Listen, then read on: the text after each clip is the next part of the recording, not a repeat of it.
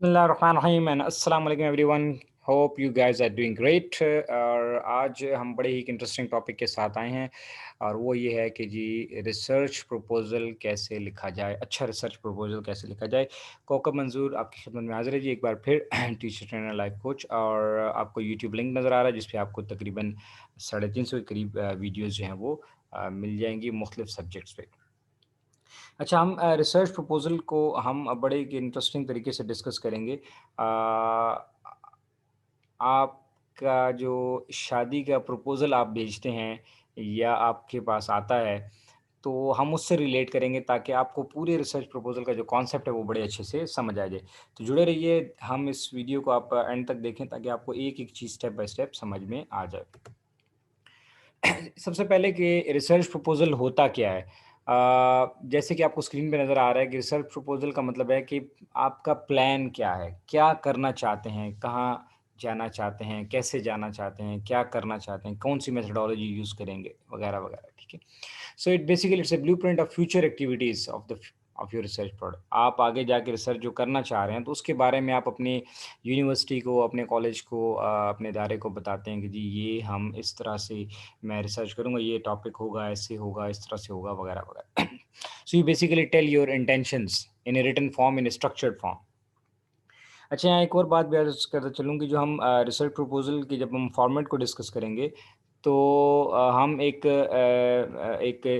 Standard format को discuss करेंगे। क्योंकि यूनिवर्सिटीज़ के जो प्रपोज़ल के जो फॉर्मेट हैं, वो वेरी करते हैं यूनिवर्सिटी टू यूनिवर्सिटी।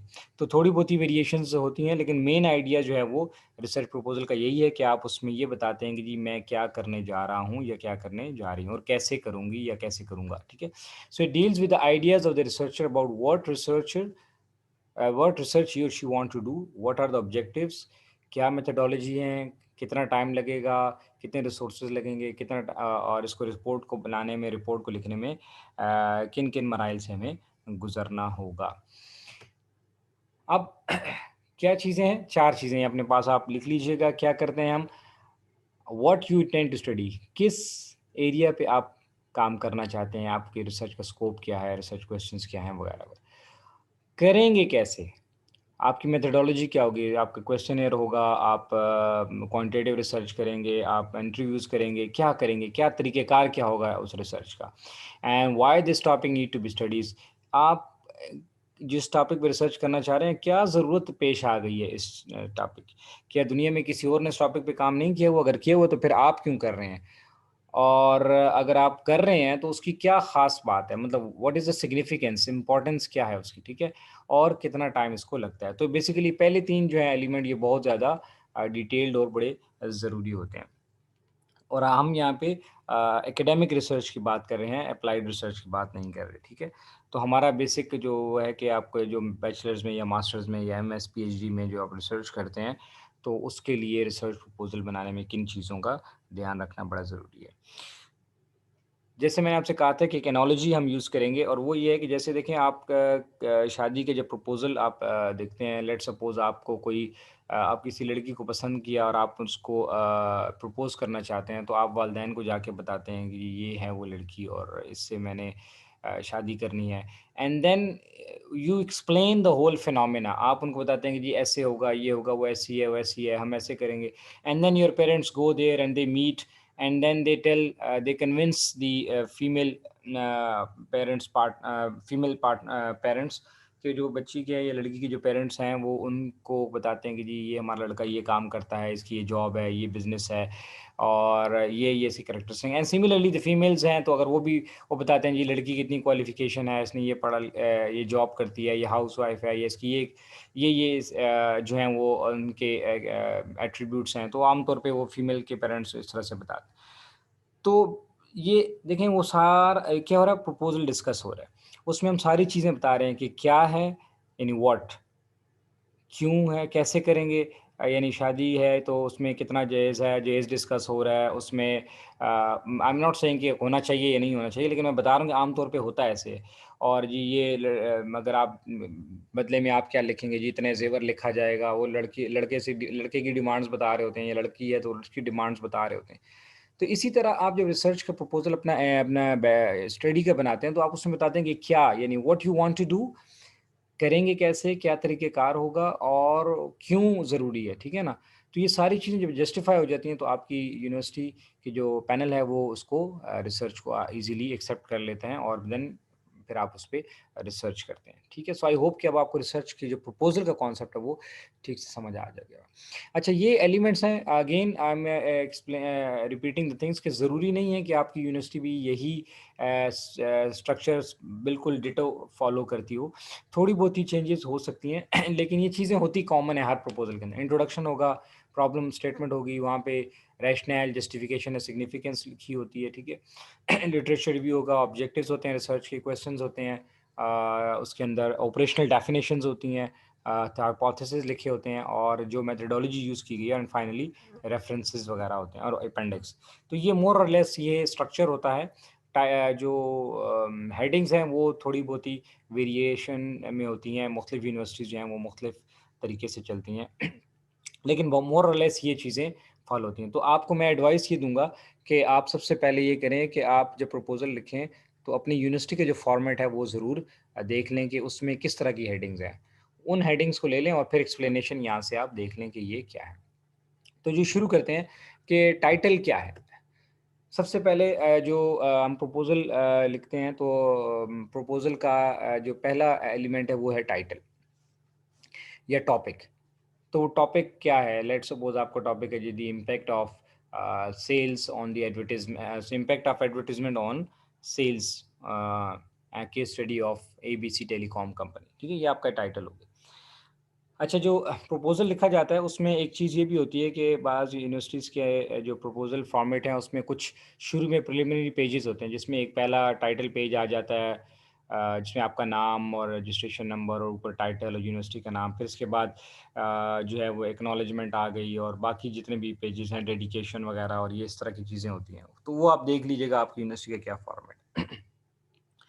बाज़ यूनिवर्सिटीज़ जो हैं वो एब्स्ट्रैक्ट भी माँगती हैं, ठीक है? कि आपके उनके फॉर्मेट में होता है कि आप टाइटल से पहले जो टेबल ऑफ कंटेंट है, उससे भी पहले आपने एब्स्ट्रैक्ट भी मेंशन करना है, ठीक है? एग्ज़ेक्टिव समरी, तो वो अगर है तो फिर आपने वो भी लिखनी है। बहरहाल वो टेबल ऑफ कंटेंट के बाद फिर अगला जो पहला पेज होता है, पहला जो काम है उसमें टाइटल का है। तो टॉपिक क्या है? वो टॉपिक जो है वो बेसिकली सेल्फ एक्सप्लेनेटरी होना चाहिए, ब्रीफ होना चाहिए, सिंपल हो, अनएम्बिगुअस हो, ठीक है ना? ऐसे नहीं हो कि समझ ही नहीं आ रही यार, वो जो थ्री इडियट वाली मूवी में वो जो कहता है ना कि यार कहना क्या चाहते हो? तो ऐसा नहीं होना चाहिए टाइटल कि वो किसी को समझ ही ना आए, तो वो स्ट्रेट अवे रिजेक्ट हो जाता है फिर। आपका हो सकता है बड़ा अच्छा काम होगा लेकिन आप उसको एक्सप्लेन नहीं कर पाए। टॉपिक के अंदर ब्रैकेट्स, फिगर्स-विगर्स ये चीज़ें ना लिखें और कभी भी डबल मीनिंग या कन्फ्यूज़िंग वर्ड्स उसमें यूज़ ना करें। जैसे मैंने बताया सिंपल सा है, ये the role of advertisement on the enhancing the sales या a descriptive study on the gender balance in Pakistan or whatever like, ठीक है? तो क्लैरिटी होनी चाहिए। देन कम्स द इंट्रोडक्शन, यहाँ से आपका जो प्रपोज़ल है वो स्टार्ट हो जाता है। इंट्रोडक्शन जैसे कि नाम से ज़रा आप इंट्रोड्यूस कर रहे हैं कि आप करने क्या जा रहे हैं, ठीक है? अब आपका यहाँ से स्टार्ट हो रही है बात। तो इसमें हम क्या करते हैं कि ये बहुत ही इम्पोर्टेंट होता है कि ये बड़ा आई कैचिंग होना चाहिए क्योंकि पहली 2-4 लाइन्स ही वो पढ़ के कहेगा यार ये आपने क्या लिखा है? और अगर आपने अच्छा लिखा है तो वो it will captivate the reader. जो आपके सुपरवाइज़र हैं या जो रीडर है वो उसको कहेगा कि यार ये मतलब बड़ी इंटरेस्टिंग चीज़ लग रही है। तो आपने क्या करना है कि आपने try to place your research question in the context of either current hot area और an older area that remains viable.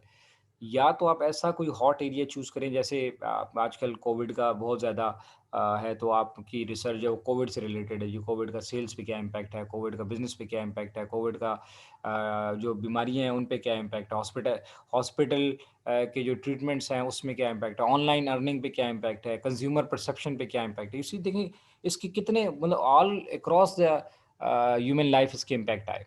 तो आई एम नॉट सेइंग कि आप इस पे रिसर्च करें लेकिन मैं कह रहा हूँ ये आजकल के हिसाब से निस्बतन हॉट एरिया है। 1 साल का अरसा हुआ इसके ऊपर बहुत ज़्यादा रिसर्चेज़ हुई हैं, ठीक है? क्योंकि अभी रिसेंट ही इवेंट है। या आप कोई ओल्डर एरिया भी ले सकते हैं जो पहले से एक्सप्लोर हुआ, जैसे कि स्पिरिचुअल इंटेलिजेंस है, इमोशनल इंटेलिजेंस है, काफ़ी काम हो चुका है। लेकिन उसमें कोई नई चीज़, कोई नई डायमेंशन आप ऐसे डाल सकते हैं। अब टॉपिक के का हमारा जो है वो कैसे हमारा हो सकता है हॉट टॉपिक या वायबल, इस पे मैंने कंप्लीट एक वीडियो बनाई है, आप उस पे फिर जाके यूट्यूब पे देख लीजिएगा कि how to select the what is the right approach of selecting the topic. तो फिर मैंने बताया कि मॉडल कैसे डेवलप करते हैं, कैसे देखते हैं कि आया इस टॉपिक पे काम करना भी चाहिए या नहीं। नो बहरहाल, तो पहला आपका जो है वो इंट्रोडक्शन जो है वो उसमें आप बता रहे हैं कि यार मेरा क्या टाइटल है और क्या क्यों मैं काम करना चाहता हूँ। You need to provide the brief and but appropriate historical background. तो जो कहाँ से बात शुरू हुई, कैसे हुई, क्यों हुई, ये आपने इंट्रोडक्शन के स्टार्ट में थोड़ा बैकग्राउंड देना है। देन आपने कॉन्टेक्स्ट एक्सप्लेन करना है कि आज के दौर में इसकी क्यों ज़रूरत महसूस हो रही है, एंड देन फाइनली आप उसमें जो की प्लेयर्स हैं या जो मीन्स आपके जो स्टेक होल्डर्स हैं, जो वेरिएबल्स हैं, वो आप उसको एक्सप्लेन करते चले जाते हैं। ये आपके इंट्रोडक्शन में आता है। अगेन, हमारा इस वीडियो को बनाने का मकसद ये नहीं है कि हम आपको एक-एक चीज़ यहाँ पे लिखना सिखाएँ, हम पूरा स्ट्रक्चर देख रहे हैं कि प्रपोज़ल में क्या चीज़ें होती हैं। इंट्रोडक्शन कैसे लिखा जाता है, इस पे अलग से मेरी एक वीडियो है, ठीक है? तो आप देख लीजिएगा। तो कहने का मकसद ये है कि हम यहाँ पे ये बता रहे हैं कि ये प्रपोज़ल में हम क्या कर रहे हैं, कैसे लिखते हैं, उसमें क्या-क्या हेडिंग्स होती हैं। तो वी बेसिकली प्रपोज़ कि यार ये होगा, ऐसे करेंगे, ठीक है ना? ये चीज़ें हैं इसके अंदर। एक-एक एलिमेंट को फिर अलग से वीडियोज़ उसके ऊपर मौजूद हैं। तो क्या होता है जी, इंट्रोडक्शन के अंदर हमारे पास थ्योरेटिकल बैकग्राउंड है और कि जी इस प्रॉब्लम का क्या क्यों हम ये स्टडी करना चाह रहे हैं, बैकग्राउंड क्या है, और फिर problem statement. What is the problem statement कि जी कहाँ से मसला शुरू हुआ और हम कैसे उसको लेके चलें। फॉर एग्जांपल हम कहते हैं जी पोलियो जो है वो एक बड़ी मोहलक बीमारी है और इससे ये हो रहा है वगैरह वगैरह, एंड देन वी कम्स के यार लेकिन पोलियो पे बहुत ज़्यादा पोलियो रेडिकेशन प्रोग्राम्स भी चल रहे हैं। तो ठीक है, चल रहे तो हैं, लेकिन पोलियो बहुत सारा मुल्कों में कम भी हो गया, ख़त्म भी हो गया, लेकिन स्टिल बहुत सारे मुल्कों में अभी भी पोलियो है, इवन दो कि वहाँ पे प्रोग्राम्स चल रहे हैं। तो फिर हम कहते हैं कि तो फिर वी वांट टू स्टडी कि what are the reasons behind it कि यार अभी तक पोलियो रेडिकेशन प्रोग्राम्स भी चल रहे हैं, बहुत सारे मुल्कों में ख़त्म भी हो गया, लेकिन अभी इस मुल्क में अभी तक क्यों ख़त्म नहीं हुआ? गो कि यहाँ पर भी प्रोग्राम्स चल रहे हैं, जैसे पाकिस्तान है, अफ़गानिस्तान है, ठीक है? तो या और इंडिया वगैरह, तो उसमें हम कहते हैं कि यार हम ये जानना चाहते हैं कि आया पोलियो रेडिकेशन प्रोग्राम्स के होने के बावजूद क्यों पोलियो अभी तक ख़त्म नहीं हुआ? तो अब ये आपका एक पूरा स्टेटमेंट प्रॉब्लम बन गया, ठीक है? तो इसमें आप कुछ की बैक स्टडी जो प्रीवियस स्टडीज़ हैं उनके रेफरेंसेस भी देते चले जाते हैं, ठीक है? तो प्रॉब्लम स्टेटमेंट क्या होता है? What is the gap that needs to be filled? जैसे मैंने कहा कि जी हमने हिस्टोरिकल बैकग्राउंड दिया कि जी पोलियो बड़ी मोहलक बीमारी है और फलाँ-फलाँ इतनी अमवात हुई इन मुल्कों में, ये हुआ, वो हुआ। फिर हमने कहा जी इस पे पोलियो रेडिकेशन प्रोग्राम्स आए, उन्होंने पोलियो को इरेडिकेट कर दिया बहुत सारे मुल्कों में। फिर हमने कहा कि जी लेकिन फलाँ-फलाँ मुल्क में अभी भी पोलियो चल रही है, इवन दो कि वहाँ पोलियो रेडिकेशन प्रोग्राम है। तो ऐसा क्यों है कि पोलियो रेडिकेशन प्रोग्राम होने के बावजूद जो है वहाँ पे पोलियो है? तो ये देयर इज़ अ गैप। अब आपको गैप नज़र आ गया? ये जो अक्सर आप कहते हैं ना, आपको टीचर्स भी कहते हैं गैप तलाश करें, गैप तलाश करें। क्या गैप है आपकी स्टडी का? तो ये हम प्रॉब्लम स्टेटमेंट में इसको हिट करते हैं। तो यहाँ पे आपने इंट्रोडक्शन में आते आगे आके आपने प्रॉब्लम स्टेटमेंट की जो हेडिंग देनी होती है, उसमें फिर आप बताते हैं कि जी ये है वो गैप जिसको मैं सॉल्व करना चाहता हूँ, जिसको मैं फिगर आउट करना चाहता हूँ, जिसको मैं एड्रेस करना चाहता हूँ, ठीक है? So state the problem clearly in paragraphs. बाज़ औक़ात 1 पैराग्राफ ये बाज़ औक़ात 2 से 3 भी होते हैं, तो आप उसमें भी लिख सकते हैं। ये जो ब्रैकेट में एस करके लिखा जाता है, यहाँ पे एक चीज़ सीख लें रिसर्च पॉइंट ऑफ व्यू से, कि इसका मतलब होता है कि आप दोनों ये लफ्ज़ के इस्तेमाल हो सकते हैं। अगर 1 पैराग्राफ है तो भी, या 1 से ज़्यादा है तो पैराग्राफ्स। इसी में आप अपने वेरिएबल्स भी बताते हैं, जी ये मेरी वेरिएबल्स हैं, इनको हम एड्रेस कर रहे हैं, इनका रिलेशनशिप हम देख रहे हैं, and consider the framing the problem as question, और कोशिश करें कि at the end of question, जैसे हमने कहा कि क्यों अभी तक पोलियो ख़त्म नहीं हो रहा, इवन दो कि पोलियो रेडिकेशन प्रोग्राम इन मुल्कों में इतने सालों से चल रहे हैं, तो ये अब हम ये जानना चाहते हैं। तो इसी प्रॉब्लम स्टेटमेंट से ही निकलेंगे आपके रिसर्च ऑब्जेक्टिव। फिर आप ये आके आप बताते हैं, सो आप क्या कहते हैं, to find out this, to know this, ठीक है ना? तो ऑब्जेक्टिव जो हैं वो आपके क्लियर हो जाएँ। कई बार मेरे पास जो रिसर्च थीसिस आते हैं, उसमें वो ऑब्जेक्टिव्स उन्होंने पूरे पैराग्राफ्स लिखे होते हैं। तो ऑब्जेक्टिव कभी भी पैराग्राफ में नहीं होता। और आगे मैं आपको एक एग्ज़ाम्पल बताता हूँ, बल्कि पहले आप एग्ज़ाम्पल देख लें। ऑब्जेक्टिव कैसे होता है? इस तरह से, to identify, to examine, to find out, to know, ठीक है ना? क्या? The factor that influence the airline passenger waiting whatever, कि जी to find out the reasons behind why polio is not eradicated even though the polio eradication programs are being run there, to find out the reasons of polio in that ABC country. ठीक है, इस तरह से, and to find out why, to find out the reasons, yeah, to figure, to examine the relationship between this and this, to examine the relationship between smoking and cancer. तो ये objective clear cut, तो क्या होता है, concise होना चाहिए, clear cut होना चाहिए, सिंपल हो और सेल्फ एक्सप्लेनेटरी हो, ठीक है। क्वांटिफाइबल अगर है, मेजरेबल है तो भी इवन बेटर, यानी इसको मेजर कर सकते हैं, जिसको हम आगे चल के हाइपोथेसिस की बात करेंगे, टेस्ट किया जा सकता है, और इसी रिसर्च ऑब्जेक्टिव को फिर हम क्वेश्चन में कन्वर्ट कर देते हैं। तो बाज़ यूनिवर्सिटीज़ नहीं मांगती रिसर्च क्वेश्चन, बाज़ मांगती हैं, तो उसमें हम क्या करते हैं, उसी रिसर्च ऑब्जेक्टिव को क्वेश्चन फॉर्म में लिख देते हैं। जैसे मिसाल के तौर पे देखें, ये लिखा हुआ है, to identify the factor that influence the airline passengers waiting experience. ये जानना चाहते हैं हम इस रिसर्च में कि जो एयरलाइन के जो पैसेंजर्स हैं, वो जब वेट कर रहे होते हैं तो उनके क्या क्या फैक्टर्स हैं जो उनको इन्फ्लुएंस करते हैं। तो इसी को हमने क्वेश्चन में, what are the factors that affect the perceived waiting experience of airline passengers, ठीक है। तो आप क्वेश्चन को, ऑब्जेक्टिव को इसी तरह व्हाट करके या वाई करके या हाउ करके क्वेश्चन फॉर्म में कन्वर्ट कर देते हैं। तो ये आप लिख देते हैं। इसके बाद आप लिखते हैं जी आपकी स्टडी क्यों ज़रूरी है, आपकी स्टडी में क्या रैशनल है, जस्टिफिकेशंस क्या हैं, लॉजिक क्या है। तो ये आपका एक आध या दो पैराग्राफ होते हैं, आप बताते हैं जी मेरी स्टडी की ये इंपॉर्टेंस है, मैं नेशनल कॉन्टेक्स्ट में या रीजनल कॉन्टेक्स्ट में ये बात कर रहा हूँ, मैं इस गैप को फिल कर रही हूँ, ठीक है। ये जो गैप है, जैसे मैंने आपको पोलियो का बताया, ये फ़ायदा किसको देगा, अभी देखें सिग्निफिकेंस की बात हो रही, किस, इस सोसाइटी को फ़ायदा होगा जी मेरी रिसर्च से, ज़ाहिर है। जैसे हमने पोलियो की बात की तो हम कहते हैं जी ये पोलियो के अगर रीज़न्स पता लग जाएँ कि क्यों ख़त्म नहीं हो रहा, तो ये गवर्नमेंट को हम रिपोर्ट सबमिट कर दें, गवर्नमेंट देखें इस पे अमल करके सोसाइटी को फ़ायदा दे सकती है, कम्युनिटी को हो सकता है, इसी तरह कंपनीज़ को हो सकता है, वगैरह-वगैरह। तो आप बताते हैं कि मेरी रिसर्च से किन-किन लोगों को फ़ायदा होगा और कौन-कौन से स्टेक होल्डर्स इफ़ेक्ट होंगे पॉज़िटिवली या नेगेटिवली। जैसे अक्सर ये लैब में रिसर्चेज़ होती हैं पेशेंट्स पे, तो हम बताते हैं जी इन पेशेंट्स पे हम रिसर्च कर रहे हैं, तो ये पेशेंट्स जो हैं वो हमारे स्टेक होल्डर्स हैं, ये डॉक्टर्स हैं, ये पैरामेडिकल स्टाफ है, ये मेडिकल स्टाफ है, ये इफ़ेक्ट होंगे इससे। फिर आपकी स्टडी का स्कोप क्या है, यानी बाउंड्रीज़ क्या हैं, क्या-क्या कवर कर रही है, ठीक है? एस्पेक्ट्स और इश्यूज़ क्या एड्रेस हो रहे हैं, तो आप बताते हैं ये चीज़ें हैं जो मैं डिस्कस करूँगा और ये मेरी डिस्कशंस में नहीं है। एंड फाइनली आप इसी में लिमिटेशन भी लिख देते हैं कि शॉर्टकमिंग्स क्या हैं। मेरी रिसर्च जो है वो टाइम बाउंड है, वो रिसोर्स बाउंड है। चूँकि लिमिटेड डेटा अवेलेबल था वगैरह-वगैरह, तो ये अपनी जो भी लिमिटेशंस हैं वो आप यहाँ पे लिख देते हैं। नेक्स्ट आपका होता है इसमें लिटरेचर रिव्यू। अब लिटरेचर रिव्यू क्या होता है? ये एक बड़ी एक टेक्निकल एक तरीके कह लेंगे टेक्निकल एस्पेक्ट होता है हमारे प्रपोज़ल का। इसमें हम ये बताते हैं कि जिस टॉपिक पे मैं काम कर रहा हूँ, उस पे इससे पहले किन-किन लोगों ने क्या-क्या काम किया है। तो इससे ये पता लग जाता है कि यार ऐसा तो नहीं है कि जो काम पहले से हुआ, अब वही काम आप भी कर रहे हैं। तो ये आपको बचाता है रीइन्वेंटिंग द व्हील से। कि फ़र्ज़ करें एक टॉपिक पे ऑलरेडी रिसर्च हो चुकी है और वही टॉपिक आपने दोबारा चूज़ कर लिया। तो जब आप रिसर्च लिटरेचर रिव्यू में जाएँगे तो आप देखेंगे कि यार अच्छा यार ये तो इस पे तो फलाँ बंदे ने भी काम किया, फलाँ ने भी किया हुआ। तो इस पे मैं मज़ीद क्या कर सकता हूँ? तो फिर आप उसको टॉपिक को नहीं लेते, फिर आप दूसरे टॉपिक को लेते हैं। ठीक है? तो हम क्या करते हैं लिटरेचर रिव्यू में, बाकी जितने भी लोगों ने उस टॉपिक पे रेलेवेंट काम किया, वो हम सारा इसमें लिखते हैं। सारा तो नहीं मीन्स जितना पॉसिबल है वो हम लिख सकते हैं and show the ability to critically evaluate और उनको इवैल्यूएट करते हैं कि जी किसने क्या बात किया, उनका कंपैरिज़न, उनका कंट्रास्ट, कौन-कौन सी अप्रोचेज़ यूज़ हुई, कौन-कौन सी थ्योरीज़ यूज़ हुई हैं। उस सारे को ऐसे इंटीग्रेट करके सिंथेसाइज़ करके लिखा जाता है, ठीक है? और अब ये लिखते कैसे हैं लिटरेचर रिव्यूज़ पे मेरी 2 वीडियोज़ हैं, how to write a literature review. लेकिन बहरहाल ये आपके प्रपोज़ल का नेक्स्ट स्टेप है, जिसमें आप ये बताते हैं कि जी अब तक इस वेरिए टॉपिक पे ये काम हो चुके हैं। तो इसमें हम ये बताते हैं जो रिसर्चेज़ हुई हैं और वाइटल इन्फॉर्मेशन क्या है, कौन-कौन से इश्यूज़ एड्रेस हुए हैं और कौन से एड्रेस नहीं हुए।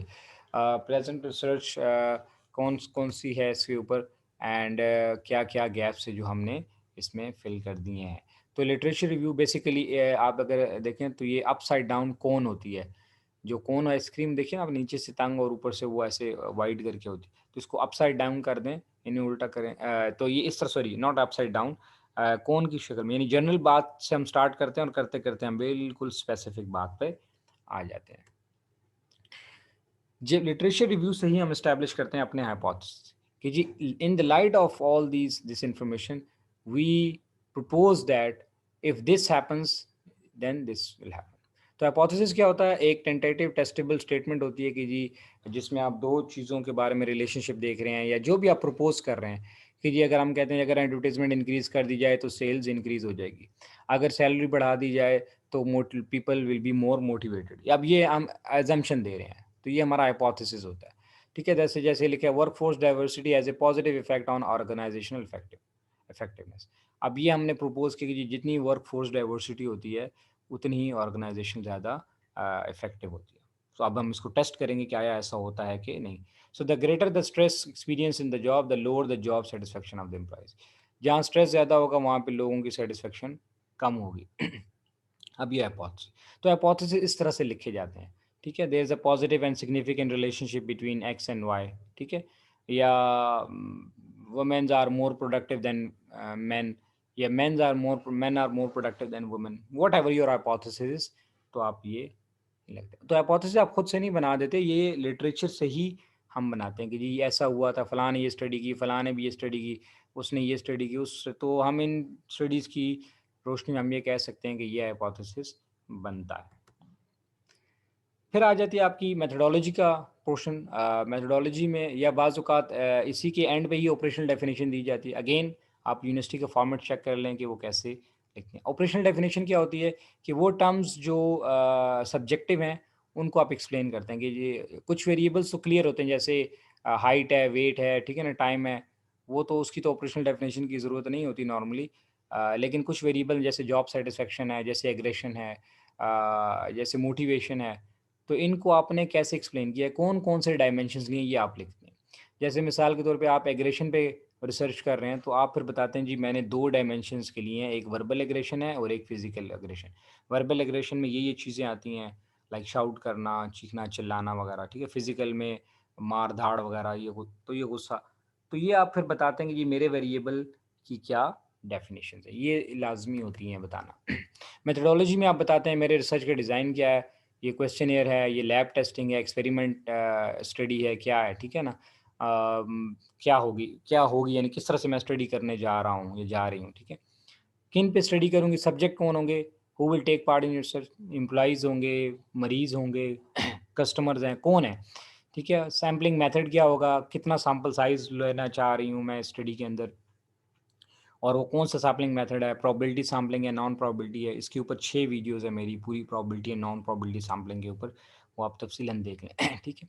इंस्ट्रूमेंट कौन से हैं, क्वेश्चनर यूज़ होगा, इंटरव्यू में लूँगी, स्ट्रक्चर्ड इंटरव्यूज़ होंगे, अनस्ट्रक्चर्ड होंगे, ओपन एंडेड क्वेश्चंस होंगे, उसमें कौन-कौन से स्केल्स लगे होंगे, ठीक है? उनकी, और वो जो क्वेश्चनर मैंने अडॉप्ट किया है या अडैप्ट किया है, उसकी वैलिडिटी, रिलायबिलिटी क्या है, ये सारी चीज़ें हम डिस्कस कर देते हैं, ठीक है? और प्रोसीजर क्वेश्चनेयर मैं कैसे कंडक्ट करूँगी, गूगल फॉर्म के थ्रू है या फिज़िकल जाके, और फिर किन सॉफ्टवेयर्स को यूज़ करके मैं डेटा एनालिसिस मैंने करना है।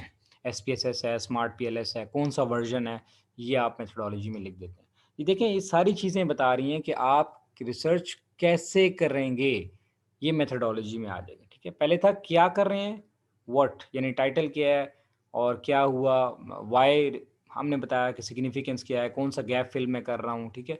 And now we are telling how. तो ये तीनों एलिमेंट हमने एड्रेस कर दिए। जब मेथोडोलॉजी डिस्कस हो जाती है कि जी ये मेथोडोलॉजी हम यूज़ करेंगे, तो अब ज़ाहिर है रिसर्च तो अभी हमने की नहीं है, तो results and analysis and findings and discussions और कंक्लूजन्स उसकी तो ज़रूरत नहीं होती प्रपोज़ल के अंदर। आखिर में आप बिब्लियोग्राफी यानी रेफरेंसेस वगैरह दे देते हैं। तो इनको कोशिश करें कि ये अल्फ़ाबेटिकल मैनर में हो और क्लासिफाइड मैनर में। अगेन यहाँ पे आप अपनी यूनिवर्सिटी में देख लें कि वो कौन से फॉर्मेट में रेफरेंसिंग चाहते हैं। बहुत सारे फॉर्मेट हैं, एपीए है, एचआरएस है, शिकागो है, ठीक है ना, एमएलए है, बहुत सारे हैं। तो मोस्टली पाकिस्तान में एपीए स्टाइल यूज़ किया जाता है। तो आप फिर इस तरह से करके पूरी रेफ़रेंसिंग देंगे कि वो, अच्छा ये रेफ़रेंसेस किस चीज़ के हैं? ये जो आपने लिटरेचर में लिखा था ना कि फ़लाँ ने ये काम किया, फ़लाँ ने ये काम किया, प्रॉब्लम स्टेटमेंट में आपने रेफ़रेंस दिए होंगे, इंट्रोडक्शन में दिए होंगे, ठीक है ना? वो जो स्टडीज़ के रेफ़रेंस थे उनके सारे यहाँ पे डिटेल रेफ़रेंसिंग यहाँ पे आ जाती है। तो इसमें क्या तरीक़ेकार है, देखें, पहले नाम आ जाते हैं, फिर ये ईयर आ जाता है, फिर ये उसका टॉपिक आ गया है, ठीक है। फिर ये किस जर्नल में ये आर्टिकल पब्लिश हुआ, ये आ गया है। फिर ये वॉल्यूम नंबर है, ये इशू नंबर है, और ये पेज नंबर है। ये एपीए स्टाइल में ऐसे होता है। कॉमास, फुल स्टॉप वगैरह आप देख लीजिएगा, आसान है, आप गूगल में भी करके कर सकते हैं। इस पे भी मैंने वीडियो बनाई हुई है कि जी रेफरेंसिंग कैसे की जाती है। और फिर आखिर में अपेंडिक्स, वो क्वेश्चनियर अगर आप यूज़ कर रहे हैं इन केस, तो वो आप एट द एंड एक ब्लैंक क्वेश्चन की कॉपी लगाते हैं, ये है वो क्वेश्चनियर जिसके ज़रिए मैं रिसर्च कंडक्ट कर रहा हूँ। या और कोई टूल अगर आप यूज़ कर रहे हैं तो वो आप इसमें लिख सकते हैं। सो ये है हमारा स्ट्रक्चर। हेडिंग्स थोड़ी बहुत ही आगे पीछे हो सकती हैं आपकी यूनिवर्सिटी के फॉर्मेट के हिसाब से, लेकिन उन हेडिंग्स में लिखना क्या है, वो मोस्टली यही चीज़ें जो मैंने आपको बता दी। तो आप इस वीडियो को आराम से तसल्ली से देखें, और इनको दोबारा भी देख लें आराम से, ताकि आपको जो है वो पूरा कॉन्सेप्ट क्लियर हो जाए। तो टॉपिक सिलेक्शन से लेकर बिब्लियोग्राफी तक। So I hope the concept is clear no. Thank you very much. For more videos you can visit youtube.com/kokab Manzoor. तो आपको ये देखिए, आपको बहुत सारी वीडियोस यहाँ मिल जाएंगी। ये सारी वीडियोस तकरीबन 350 के करीब ये वीडियोस हैं, मुख्तलिफ़ टॉपिक्स पे हैं, मुख्तलिफ़ सब्जेक्ट्स पे हैं। अगर आप को प्रॉब्लम होती है तो आप यहाँ से जाके प्लेलिस्ट क्लिक करेंगे और प्लेलिस्ट में आपको ये देखें सारी प्लेलिस्ट मिल जाएगी। स्टैटिस्टिक है, स्ट्रेटेजिक मैनेजमेंट है, अगेन अनदर स्टैटिस्टिक है, वो एक उर्दू में है, एक इंग्लिश में है, ACCA पे हैं, आईएसओ पे हैं, इंटरनेशनल बिजनेस पे हैं, micro macro game theory, marketing management, research पे 47 वीडियोस हैं, ठीक है, आपको नज़र आ रही हैं। एंड सिमिलरली लाइफ स्किल्स पे और इंस्पिरेशनल वीडियोस, लाइफ कोचिंग भी चूँकि मैं करता हूँ तो उस पर भी वीडियोस बहुत सारी मौजूद हैं। तो ये सारी वीडियोस आपके लिए हैं। You can log on to this channel and you can visit and enjoy my videos. Thank you very much. Stay blessed, खुश रहें, and see you inshallah in the next video.